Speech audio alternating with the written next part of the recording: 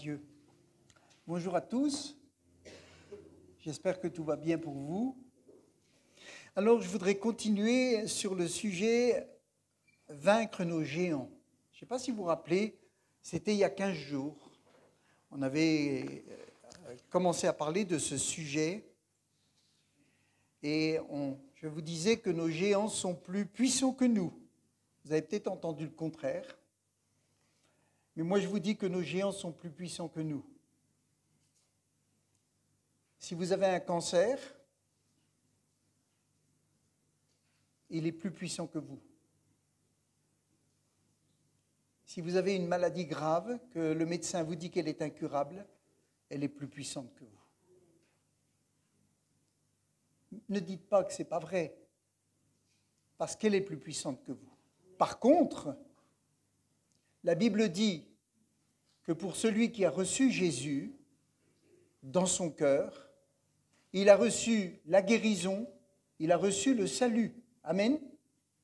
Et votre bouche est une bouche qui peut dire des paroles de vie ou des paroles de mort. Et si vous commencez à dire le cancer ou je ne sais pas quelle maladie, il est puissant, mais Jésus l'a vaincu.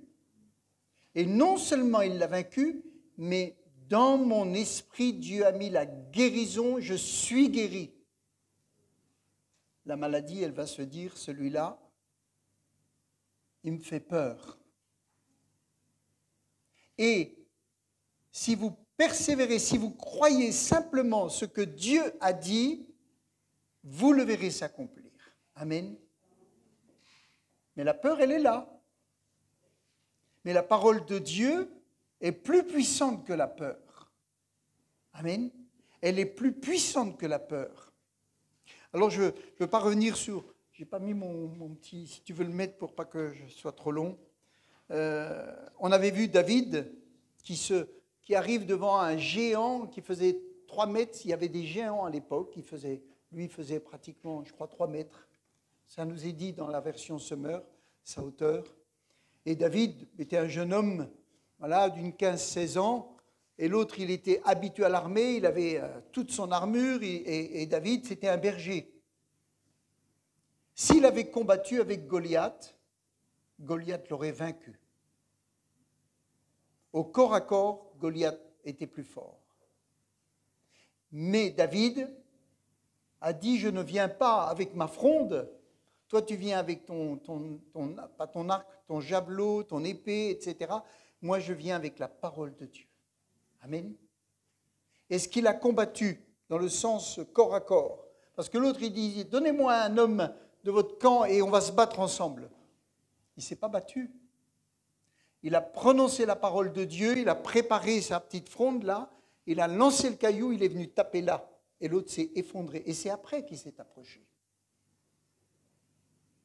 Et ça, c'était, il avait, je pense, compris que le géant était plus fort, mais il s'appuyait sur l'Éternel.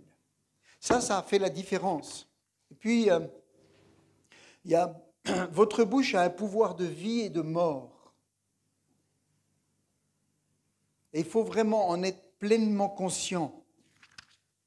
Il est dit, si de ta bouche tu déclares que Jésus est Seigneur et si dans ton cœur tu crois que Dieu l'a ressuscité des morts, tu seras sauvé. Amen. Celui qui croit dans son cœur et le déclare juste, celui qui affirme de sa bouche, Dieu le sauve. À quoi te sert ta bouche et qu'est-ce qui sort de ta bouche? Amen. Veillons sur ce qui sort de notre bouche.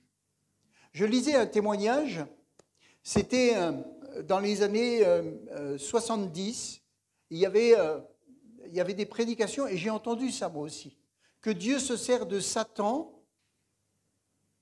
pour frapper des chrétiens qui ont mal marché avec Dieu. Et il y a une jeune fille, deux personnes, une jeune fille et un jeune garçon qui voulaient vraiment convaincre des amis que Jésus était la vérité et que ci et ça. Et ils n'arrivaient pas à les convaincre. Et c'est un témoignage fou. Et il disait, mais s'ils me voient face à la mort et qu'ils voient que j'ai une paix face à la mort parce que j'ai une assurance que je suis sauvé, ils vont se convertir. Parce que face à la mort, les gens, eh bien, c'est tellement terrible que celui qui ne sait pas où il va, ça peut être terrible. Ça peut être terrible pour lui.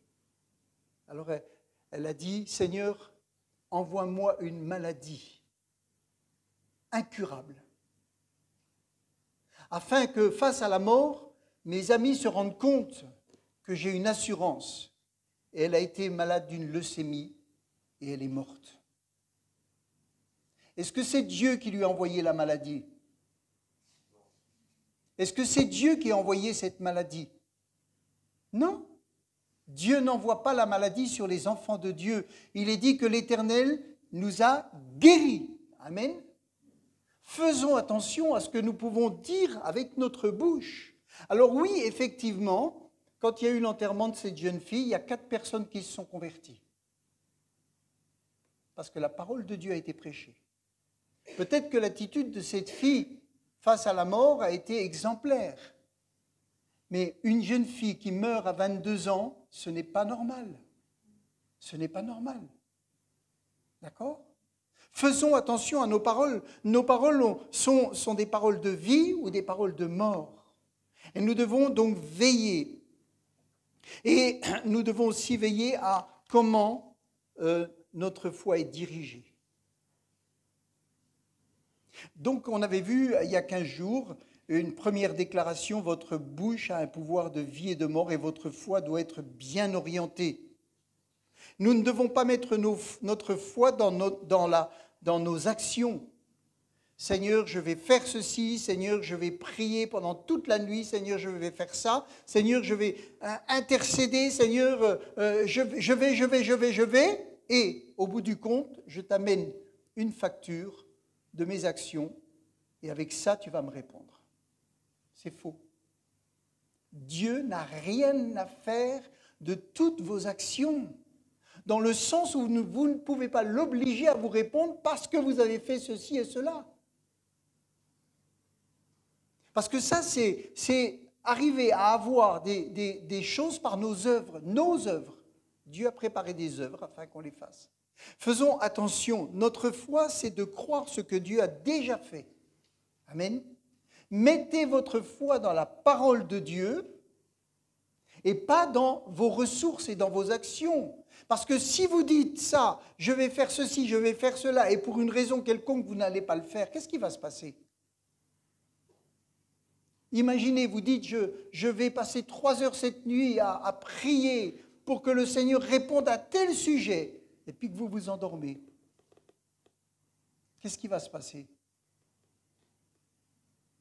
Qu'est-ce qui va se passer? Ah, ben dites-moi. Hein?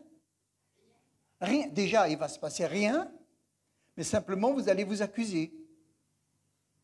Vous allez vous accuser et l'ennemi va dire, bah, tu vois, tu n'es pas capable, tu es un vaurien, tu es un incapable. Notre foi, c'est de croire ce que Dieu a déjà fait pour nous et croire que nous avons et proclamer ce qu'il nous a donné. Amen. Nous prions souvent pour demander à Dieu des choses qu'il nous a déjà données. Ça ne sert à rien. Ça ne sert à rien. Nous devons honorer Dieu de ce qu'il a déjà fait pour nous. Amen. Et notre prière va être différente. Quel que soit votre géant, il n'est pas trop grand pour Dieu. Aujourd'hui, nous vivons dans la nouvelle alliance et nos géants ont été vaincus à la croix par Jésus. Amen. La dépression, elle a été vaincue par Jésus. Moi, avant de venir à Dieu, j'étais dépressif. J'avais 15 cachets par jour. C'était l'horreur. Mais Jésus a guéri la dépression. Amen. Il l'a guéri. Toutes les maladies, toutes les infirmités, tout ça, Jésus a pris tout ça à la croix. Je suis l'Éternel qui te guérit.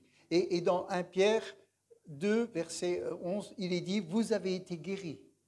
Vous avez été guéris. Amen. Aujourd'hui, donc, nous vivons dans cette nouvelle alliance. La foi n'oblige pas Dieu à agir, mais elle se saisit de ce que Dieu a déjà donné. Ça change notre façon de prier. On peut passer notre vie à dire « Dieu guéris-moi, Dieu guéris-moi ». Et c'est vrai que Dieu va le faire, parce que dans sa grâce, il ne nous laisse pas.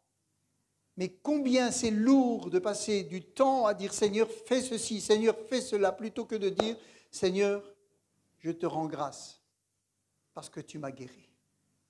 Amen. Je veux juste te rendre grâce parce que tu m'as guéri. Oui, mais je ne vois pas. Oui, mais ta parole ne ment pas. Tu m'as guéri. Amen. Alors je veux rester attaché à ta parole. Et maintenant, je m'attends à toi. Amen. Je sais que tu l'as fait. Je sais que tu l'as fait. Aujourd'hui, donc, je voudrais voir que la peur est un géant. Je ne sais pas de quoi vous avez peur. Mais la peur est un géant. J'ai vu une personne, à cause d'une petite souris comme ça, passer la journée assise sur une table en attendant que son mari rentre.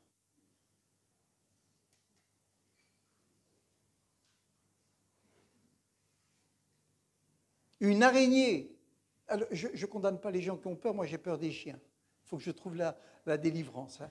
Mais une petite araignée qui est sur le mur, vous avez des gens qui vont partir et qui vont sortir de la salle en courant.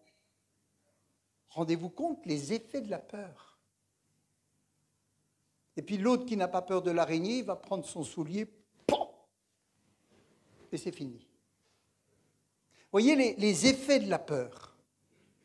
C'est un géant. Et puis, il y a la peur qui est bénéfique. Quand vous allez prendre votre voiture, vous mettez votre ceinture, vous démarrez, vous avez une voiture avec un moteur qui fait brum, brum, brum, brum, brum, il y a plein de chevaux dessous. Vous pouvez dire, je fonce. Mais il y a une peur en vous. C'est celle du gendarme, celle du radar. Et c'est une bonne peur, parce que ça va vous éviter de faire des erreurs. Ça, c'est une bonne peur. Il y a des fois, on a un instinct, on se dit, oula, oula, oula, oula, oula. Et ça nous protège. Mais il y a les peurs qui sont des géants et qui peuvent nous tuer. Et c'est celle-là que je veux voir ce matin. C'est dans certains cas une protection et dans d'autres cas un moyen de nous paralyser. Il y a donc des peurs irrationnelles ou qui nous viennent parce que nous ne connaissons pas la puissance de Dieu, ou même tout simplement parce que nous ne croyons pas à nos prières. Vous savez que beaucoup de nos prières, nous n'y croyons pas. On demande, mais on ne croit pas. Nous ne croyons pas à la puissance de Dieu parce que nous ne la voyons pas. Souvent, c'est ça notre problème. Mais la foi ne consiste pas à voir. La foi consiste à croire. Amen. Et parce que nous ne voyons pas, nous ne croyons pas. Et nous avons prié, mais parce que nous ne voyons pas le résultat, nous ne croyons pas. Et nous disons, mais Dieu, il a autre chose à faire. Dieu, il est occupé avec d'autres gens. Dieu, il est de l'autre côté de l'univers, il ne peut pas être partout. Mais Dieu est partout. Amen. Souvent, et moi le premier, on fait une prière, et comme on ne voit pas la réponse, on n'y croit pas. Donc vous ne croyez même pas ce que vous dites. Et vous croyez que Dieu est infidèle. Tout ça, vous savez, c'est des bons moyens de nous faire nous décourager. Un exemple. 2 hommes constitués comme nous, comme vous et moi. Il y a eu une grande différence entre les deux. Ils étaient ensemble, dans la même maison. Il y en a un qui voit dans le naturel et l'autre qui voit dans le spirituel.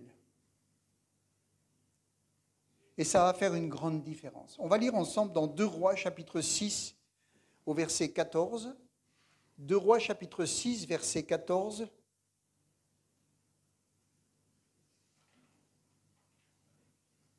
2 Rois, chapitre 6 et au verset 14.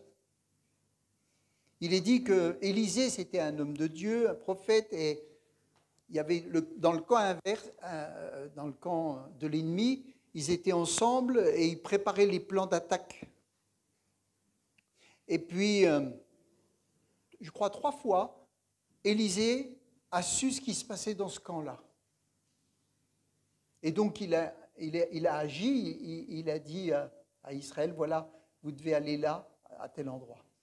Et l'autre était fou, le commandant du camp adverse, il dit, mais il y a un traître au milieu de nous. Il y a un traître, c'est pas possible. On n'est que 2 ou 3, on parle. Donc, il y en a un qui a parlé, qui a dit ce qui s'est passé. Et non, il y a quelqu'un qui lui a dit, non, Dieu parle au prophète Élisée et lui révèle ce que tu prépares. Et donc, eh bien, ces 2 hommes, alors le roi de Syrie, il a dit, bon, puisque cet homme-là, il a un pouvoir, on va envoyer l'armée, on va l'attraper et on va le liquider. Comme ça, ce sera bon, on va régler le problème. Et il est dit au verset 14, 2 Rois 6, verset 14, le roi y envoya une forte troupe de soldats avec des chevaux et des chars. Ils arrivèrent de nuit et cernèrent la localité. Le lendemain matin, le serviteur de l'homme de Dieu se leva de bonne heure et sortit. Il vit qu'une troupe entourait la cité avec des chevaux et des chars.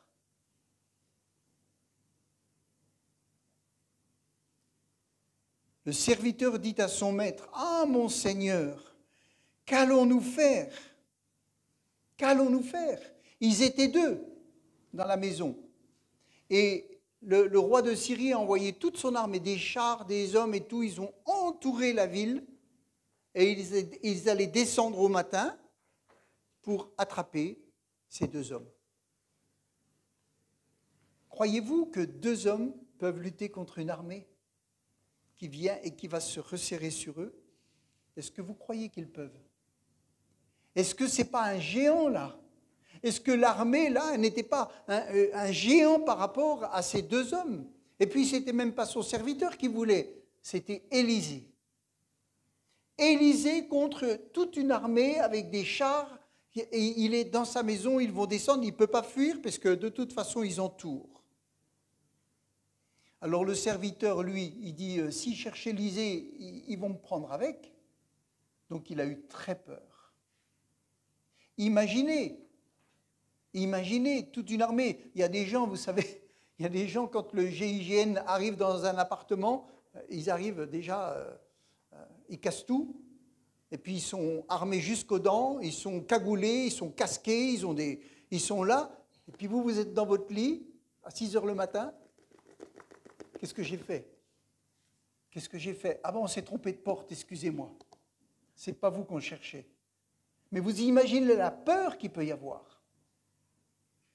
Et il répondit, n'aie pas peur. Qu'allons-nous faire? Qu'allons-nous faire? Élisée répondit, n'aie pas peur, car ceux qui sont avec nous sont en plus grand nombre qu'eux. Ceux qui sont avec nous sont en plus grand nombre qu'eux. Tu as le droit d'y croire, Élisée, mais moi, je crois ce que je vois. Moi, je crois ce que je vois. Qu'est-ce qu'il voyait, le serviteur d'Élisée? Il voyait des chars et des militaires. Qu'est-ce que voyait Élie? Qu'est-ce que voyait Élie? Et voyez-vous, cet exemple peut être appliqué dans beaucoup de domaines de notre vie, concernant toutes les difficultés, les défis du quotidien, toutes les peurs, le manque d'argent, le manque de travail, le manque des bénédictions, l'approbation, la peur que je ne fasse pas assez bien devant Dieu. Il y a des peurs qui deviennent des géants et qui paralysent notre vie.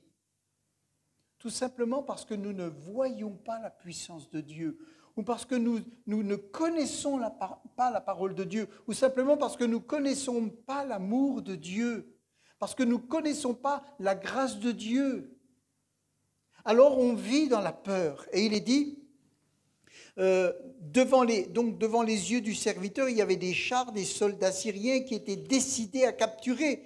Mais devant les yeux d'Élisée, il y avait une autre réalité. C'était la réalité des choses cachées. Amen. Et quand nous comprenons la réalité des choses cachées, la peur s'en va.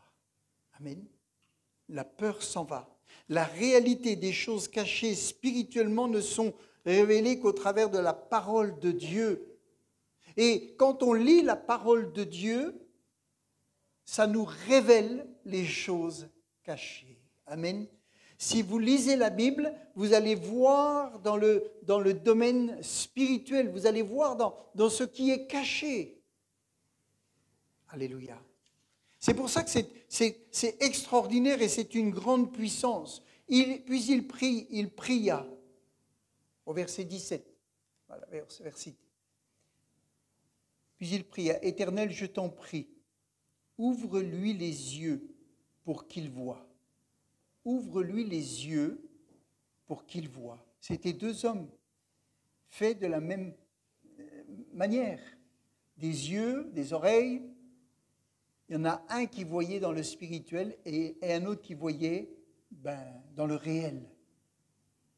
Ouvre-lui, Éternel, je t'en prie, ouvre-lui les yeux pour qu'il voie. L'Éternel ouvrit les yeux du serviteur qui vit la montagne pleine de chevaux et de chars de feu autour d'Élysée.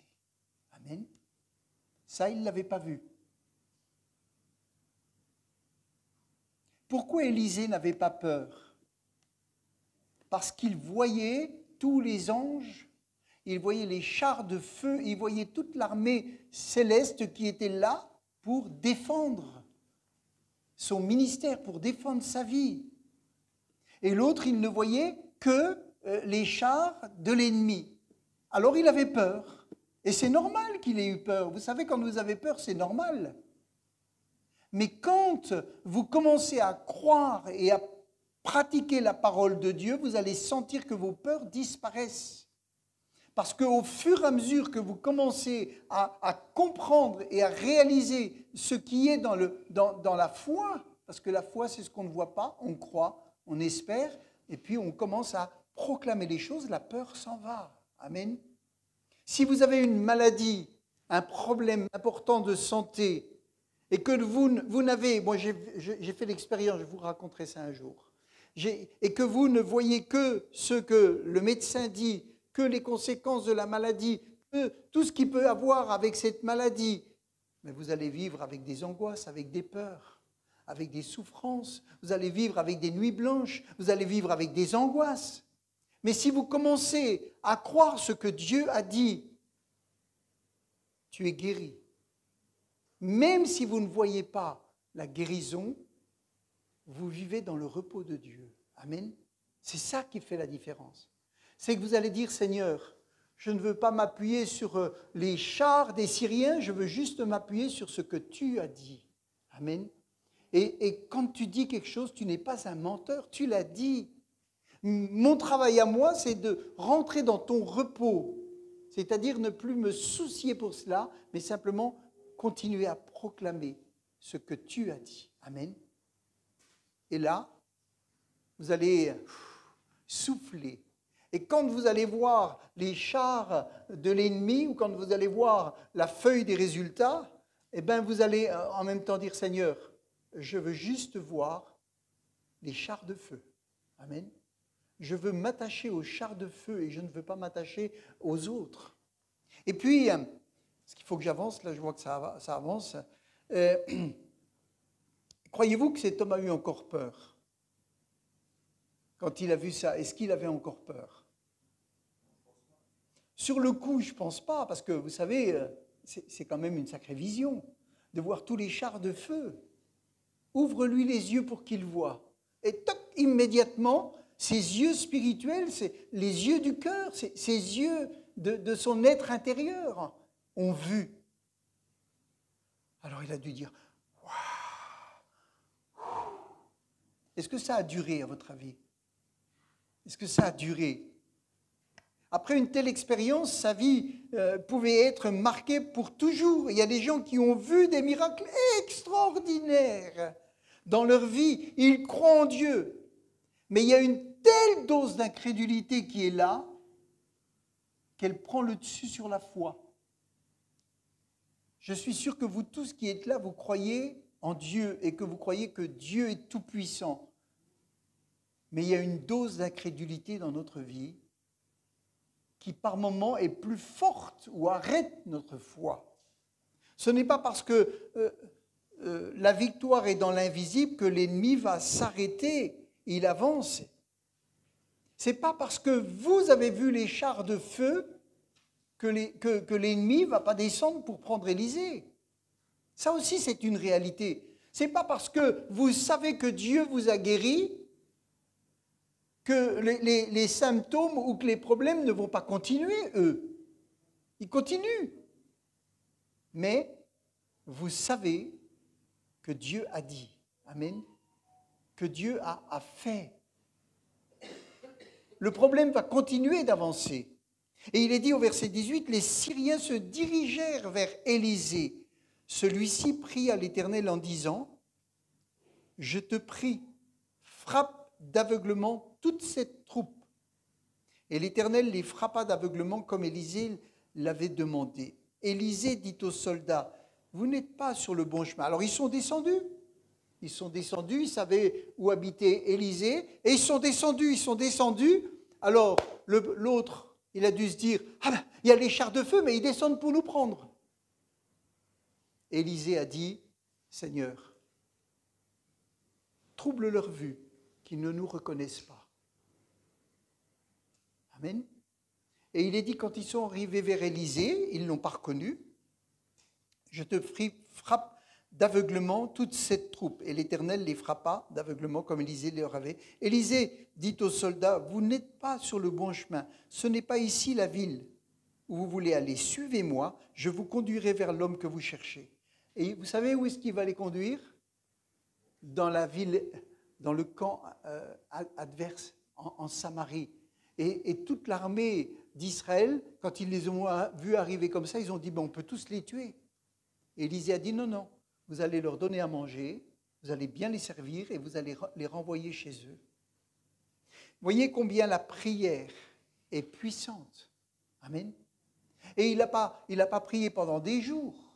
Il a simplement dit, Seigneur, fais comme ça.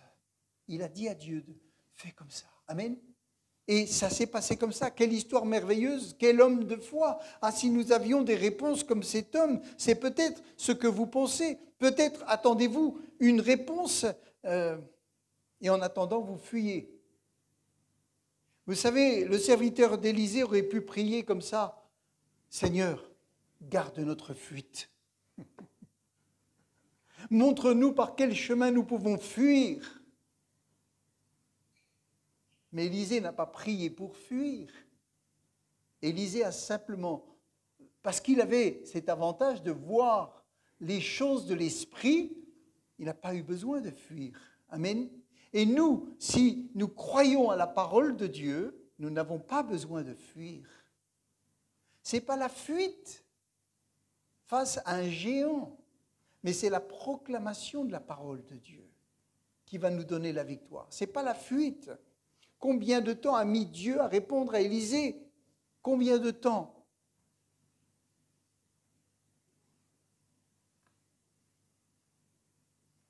Combien de temps il a mis à répondre? Hein? À l'instant. À l'instant. Seigneur, rends-les aveugles en quelque sorte. À l'instant, il a eu la réponse. Amen. Mais comme il voyait dans le spirituel, il n'a pas eu à exercer sa foi pour croire à la réponse. Mais nous, on ne voit pas dans le spirituel. Alors, il nous faut faire quoi? Continuer de croire. Amen. Si vous demandez à Dieu la guérison de quelque chose et qu'instantanément vous êtes guéri, ça arrive. Vous demandez à Dieu, Seigneur, tu vois, là, je ne peux plus. Hein. Et Dieu guérit instantanément. Vous n'avez pas besoin d'exercer votre foi. Le problème est réglé. Mais si vous dites, Seigneur, guéris-moi, déjà, ne dites plus, Seigneur, guéris-moi. Ne le dites plus, parce que vous êtes guéri. Ne dites plus, Seigneur, guéris-moi. Dites, Seigneur, je confesse que je suis guéri. Amen. Parce que tu l'as dit. Et ça, Après, si vous ne voyez pas dans le visible la chose, vous restez dans la foi. Amen. Vous restez dans la foi. C'est plus facile, en quelque sorte, de rester dans la foi que de courir après la guérison. Elle est là. Notre souci, c'est de rester dans la foi. Donc, quand on a la réponse immédiatement, effectivement, c'est plus facile. Il est dit dans Hébreux 11, verset 1, « La foi est une façon de posséder ce qu'on espère. C'est un moyen d'être sûr des réalités qu'on ne voit pas. Être sûr d'une réalité que l'on ne voit pas. C'est ça la foi. Amen. Être sûr d'une réalité que l'on ne voit pas. Et puis, je voudrais voir avec vous deux versets. Si vous priez avec foi, tout ce que vous demanderez, vous l'obtiendrez. Tout ce que vous demanderez avec foi par la prière, vous le recevrez. D'accord? Il est dit, vous le recevrez. Ça veut dire qu'on ne le reçoit pas tout de suite, mais il est dit dans un autre passage, dans Marc 11, verset 24, c'est pourquoi, dans la version Sommer, c'est pourquoi je vous le déclare, tout ce que vous demandez dans vos prières, croyez que vous l'avez reçu. Alors ça se contredit les deux passages. D'un côté, il nous est dit, vous le recevrez, et d'un autre côté, il nous est dit, vous l'avez reçu. Lequel il faut croire? Hein? Oui, mais les deux, ils se contredisent. Alors, lequel il faut croire? Un coup pile, un coup face. Un matin, je me lève, je vais croire celui-là. Un autre matin, je me lève, je crois l'autre. Lequel il faut croire? Il faut lire jusqu'au bout. Déjà, oui, après, il faut lire le contexte. Mais il y a une chose que nous devons comprendre. C'est que, il est dit là, c'est pourquoi je vous déclare tout ce que vous demandez dans vos prières, croyez que vous l'avez reçu, et cela vous sera accordé. Amen. Ça veut dire qu'immédiatement, quand on prie, on reçoit. Mais ce n'est pas pour autant qu'on voit tout de suite. Amen. Vous savez, je pensais, j'attends un colis. Il doit arriver demain. Il n'arrive pas. Je téléphone à celui qui devait l'envoyer, il dit, écoutez, moi, je n'ai pas de problème, je l'ai envoyé. Oui, mais il n'est pas là. Oui, mais il est parti. Alors, qu'est-ce qu'on fait? En chemin, il y a eu un problème. Mais ce n'est pas celui qui devait l'envoyer qui ne l'a pas envoyé. Sachez que quand vous priez, Dieu répond. Amen. Après, tous les obstacles qu'il peut y avoir après, ce n'est pas de la faute de Dieu. C'est peut-être que vous avez même oublié la prière que vous avez faite. C'est peut-être simplement que vous ne croyez même pas à ce que vous avez demandé. Ou c'est peut-être simplement que l'ennemi ne veut pas que votre colis arrive. Mais vous devez être convaincu et surtout pas accuser Dieu qu'il ne l'a pas envoyé. Amen. Il l'a envoyé. Maintenant, vous avez la possibilité de dire, Seigneur, montre-moi les raisons pour lesquelles ce colis n'est pas arrivé. Et quand vous dites à Dieu, Seigneur, montre-moi pourquoi le colis que j'étais demandé n'est pas arrivé, il va peut-être vous dire, eh bien, il y a Satan est en train de se débattre pour que ce colis n'arrive pas.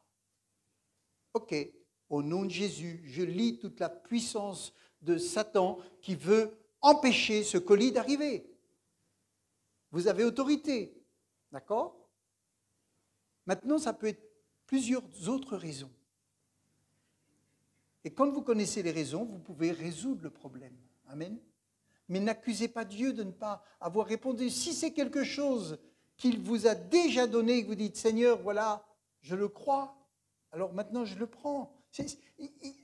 Voilà, il faut être convaincu que Dieu n'est jamais en tort, que Dieu ne fait pas défaut. Ça, il faut en être convaincu. Après, il ne faut pas s'accuser quand ce n'est pas nécessaire, ça ne sert à rien. Il faut simplement que le Seigneur nous montre pourquoi. Et s'il nous le montre, ben, on a juste à rectifier ce qui a rectifié. Nous prions comme Élisée, mais comme nous ne voyons pas dans le spirituel, alors nous sommes comme son serviteur, nous vivons dans la peur. Mais apprendre à confesser la parole de Dieu. Notre foi ne doit pas se baser sur notre prière, ni sur notre performance, mais sur la parole de Dieu. Amen. C'est sur la parole de Dieu. Nous ne devons pas demander à Dieu de faire ce qu'il a déjà fait, mais remercier Dieu pour ce qu'il a déjà accompli et résister au diable, résister aux pensées qui nous viennent dans la tête. Et aujourd'hui, dans la Nouvelle Alliance, notre ennemi est vaincu, dépouillé de son autorité pour nous qui sommes nés de nouveau. Il est dépouillé de son autorité. Nous avons reçu le Saint-Esprit en nous. Alors, celui qui est en nous est plus fort que celui qui est dans le monde. Que faisons-nous de la puissance que Dieu a mis en nous? Que faisons-nous des affirmations de la parole de Dieu? Qu'est-ce qu'on en fait? Ça, c'est important. La Bible nous dit qu'on doit vivre dans le repos. Amen. On ne doit pas vivre dans...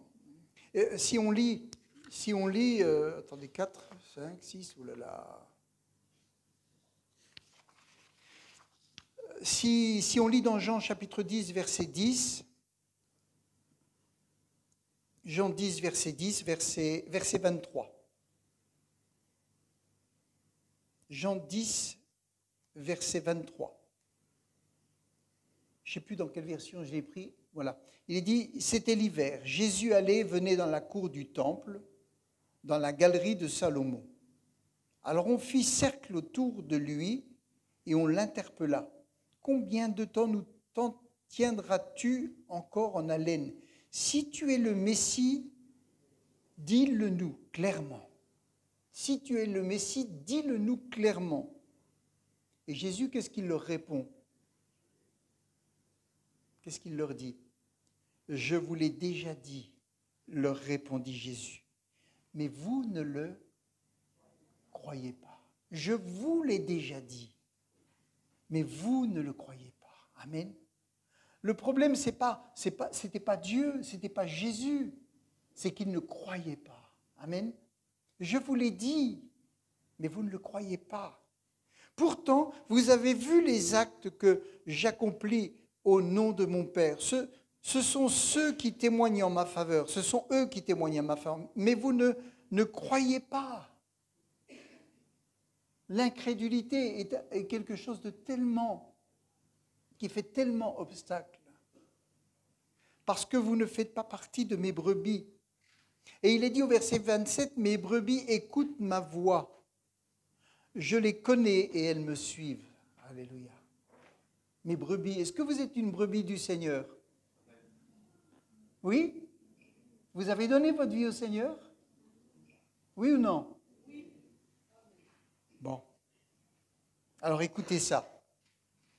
Je les connais et elles me suivent. Je leur donne la vie éternelle. Amen. Je leur donne la vie éternelle. Jamais elles ne périront. Jamais elles ne périront. Et personne ne pourra les arracher de ma main. Waouh! Mon Père qui me les a donnés est plus grand que tous, et personne ne peut arracher qui que ce soit de la main de mon Père. Waouh! Avec ça, vous pouvez vous endormir tranquille. Hein? Si vous avez un doute sur l'amour de Dieu, si vous avez un doute que vous êtes une brebis du Seigneur, vous lisez ça, vous allez faire une bonne nuit. Or, moi et le Père, nous ne sommes qu'un. Ça veut dire qu'il n'y a même pas de discussion entre eux. Hein. Oui, mais tu as vu ce qu'il a fait? Oui, non, mais attends. Tu as vu la journée qu'il a passée? Tu as vu comme il s'est comporté? Attends, ce soir, il est plus sauvé. On verra demain matin. Demain matin, s'il se lève et qu'il fait une prière comme il faut, peut-être qu'il sera sauvé. Est-ce que vous croyez que c'est comme ça? Non? vous êtes sauvés. Si vous avez vraiment compris le salut, que vous avez donné votre vie à Dieu et que vous avez reçu l'Esprit de Dieu en vous, vous êtes sauvés. Combien doutent de leur salut et disent « Seigneur, j'ai péché, je suis perdu, sauve-moi à nouveau. » Ok, sauve-moi à nouveau, pas de problème. Je porte ma croix, je repars là-haut, je demande aux soldats de me planter les clous dans la main et je vais à nouveau mourir pour toi. C'est ça que ça veut dire. Seigneur, sauve-moi à nouveau, tu es sauvé. Amen. C'est quelque chose qui est fait. Jésus va-t-il mourir à nouveau sur la croix? Il est mort une fois pour toutes, il a pris tous nos péchés à la croix, passé, présent, futur, et il a tout pardonné. Ça, c'est une grande vérité. Même les fautes que vous allez commettre demain, elles sont déjà pardonnées. Parce que Jésus a déjà tout pris nos péchés. Alors vous allez dire, ok, ça m'arrange, parce que j'avais prévu de faire un de ces bazars, que là je vais le faire sans problème. Mais sachez une chose, c'est que vous êtes sauvés. Ça, c'est vraiment quelque chose qu'il faut comprendre. Mais maintenant, si vous péchez, bien sûr que vous aurez des problèmes. Ça n'enlèvera jamais l'amour de Dieu. Ça n'enlèvera jamais à Dieu de vous donner des réponses, mais ces réponses n'arriveront pas. Pourtant, Dieu est fidèle, il répond, mais la réponse n'arrive pas parce que vous n'avez pas fait ce qu'il faut simplement pour la recevoir. Mais elle est envoyée, la réponse. Amen. Elle est partie. Notre péché n'arrête pas Dieu, mais donne accès à l'ennemi, à Satan, dans notre vie, dans notre corps et dans notre âme, mais pas dans notre esprit. Et ça, c'est quelque chose, quand on le comprend, ça change tout. On n'a plus envie de pécher. On n'a plus envie de pécher. Parce qu'on sait que le péché porte toutes sortes de conséquences. Mais en même temps, on sait qu'on est sauvé. Amen. On sait que Dieu nous aime. Seigneur, m'aimes-tu? Seigneur, m'aimes-tu? Est-ce que vous pouvez demander à Dieu s'il vous aime, alors qu'il vous aime d'un amour éternel, qu'il a donné sa vie pour vous? Vous savez, chaque fois qu'on demande à Dieu s'il nous aime, c'est lui faire un affront. Il nous aime et il nous a aimés d'un amour éternel. Amen. Il a mis son esprit en nous. Alors comment pouvons-nous douter de son amour? Ne doutons pas de l'amour de Dieu.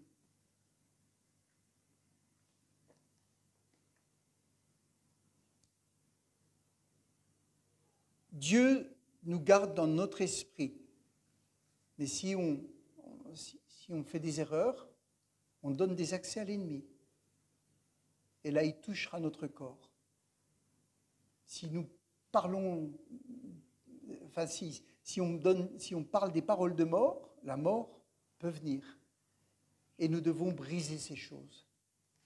Et ça, c'est important. Seule la connaissance, la foi bien utilisée et la résistance à l'ennemi le feront fuir. Si tu ne crois pas que Dieu a déjà guéri, tu vas passer ta vie à demander à Dieu de te guérir. Alors il faut simplement rendre grâce à Dieu de ce qu'il a fait. Résister au diable et commander à l'organe malade de vivre sain et de retrouver sa fonction. Tu as autorité. Amen. Tu as autorité. Si tu utilises l'autorité que Dieu t'a donnée, tu vas voir des choses merveilleuses. Tu ne commandes pas Dieu, mais tu dis merci Seigneur pour ce que tu as déjà fait. Maintenant, je vais le prendre. Élisée, qu'est-ce qu'il a fait? Montre-lui. Amen. Seigneur, je déclare que ce que tu as mis dans mon esprit, Seigneur, je déclare que ta parole maintenant est vraie et je déclare que ce foie qui est malade maintenant, je déclare qu'il est guéri. Amen. Je prononce de ma bouche ce que la Bible a dit.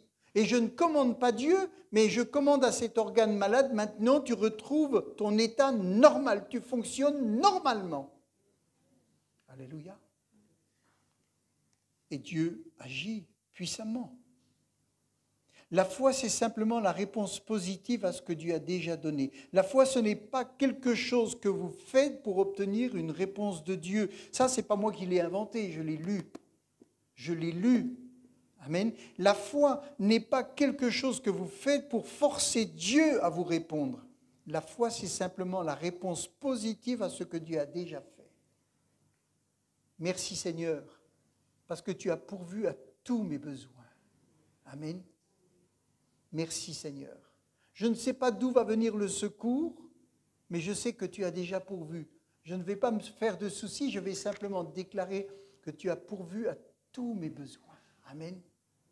Et je crois, je reste dans la foi que tu as pourvu. La foi, c'est juste votre approbation de ce que Dieu a déjà offert par grâce. La foi, c'est de se forcer à entrer dans le repos pour ne pas faire, mais affirmer ce que Dieu a fait.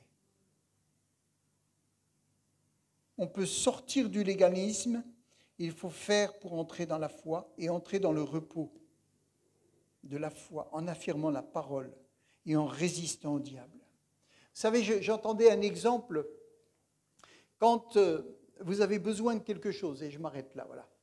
Un dernier exemple. Vous avez chez vous, je ne sais pas quoi moi, une grosse machine. Vous êtes menuisier, par exemple. Vous avez une grosse machine pour débiter le bois.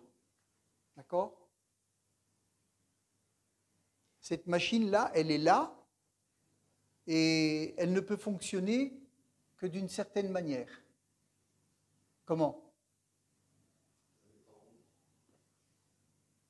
Là, vous avez un petit bouton, là, vous voyez, là-bas. Quand on appuie sur ce petit bouton, ça met tout ça en route. OK ? Toutes les lumières, tout ça, ça se met en route avec le petit bouton là. S'il est fermé, il ne se passe rien.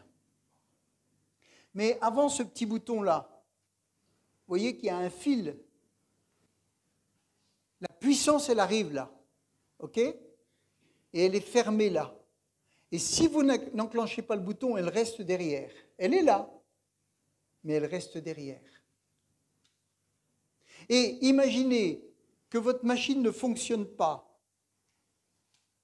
Vous allez appeler la compagnie EDF, ou je ne sais pas quelle maintenant, hein, parce qu'il y en a plein. Et vous allez dire, ce n'est pas normal. Ma machine ne fonctionne pas. Et ils vont vous dire, bah, écoutez, nous, on a signé un contrat avec vous, le courant arrive jusque chez vous, tout va bien. Mais ça ne marche pas. Vous savez, des fois, on dit à Dieu, mais tu n'as pas fait ci, tu n'as pas fait ça, tu n'as pas fait ça, tu n'as pas fait ça. Mais Dieu vous a tout donné. Il faut juste enclencher le bouton. Amen. Toute la puissance, elle a été mise en nous. Elle est là. Mais si nous ne déclarons pas, si nous ne mettons pas en route simplement, si on n'ouvre pas le volet pour que la puissance passe, elle restera derrière. Tout a été fait, tout est accompli. Amen. Tout, c'est pas vous. Vous n'avez pas la puissance de faire marcher cette machine. Vous n'êtes rien du tout. Si jamais vous mettez le bras, il est broyé. Mais vous avez simplement l'autorité pour appuyer sur le bouton. Et c'est l'énergie de Dieu qui va passer. Amen. C'est la puissance de Dieu qui agit, mais au travers de vous. Amen. Et c'est pour ça, beaucoup de fois, on se trompe. Et beaucoup de fois, nos géants ne sont pas vaincus, simplement parce qu'on ne croit que ce que l'on voit. Apprenons à croire ce que Dieu a dit. Amen. Même si nous ne le voyons pas. Si nous croyons ce que Dieu a dit, nous le verrons s'accomplir. C'était, comment elle s'appelait, Marie qui était là devant le tombeau. Oui, mais il est mort depuis 4 jours. Il sent déjà. Je te le dis, si tu crois, tu verras la gloire. Oui, mais il est mort. Mais moi, je te dis que si tu crois, tu verras. Amen. C'est ça. Nous regardons les réalités. Mais si nous regardons à la parole et que nous déclarons, que nous croyons, que nous déclarons, les choses vont changer. Amen. Merci Seigneur.